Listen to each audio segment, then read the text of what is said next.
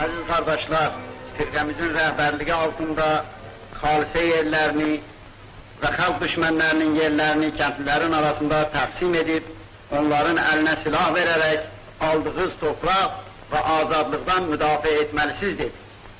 İndi sizin boynunuzda böyük vəzifə durur. O aldığınız torpaqları saxlamaq və aldığınız azadlıqdan müdafiə etmək. İndi bütün İran kəndliləri, Azərbaycan kəndlilərinin aldığı torpaqdan ilham alıb, ayağa qalxmış, təkən yemişdir. Mürtəceylər bu hərəkətdən qəzəblənib və o azadlığı boğmaq istəyirlər. İranda böyük mübarizə başlamışdır. Azərbaycan kəndlisi bu mübarizənin pişahəngi olub, qabaqda gedəni olacaq. Yaşasın Azərbaycan kəndlisinin azadlıq yolunda apardığı mübarizə.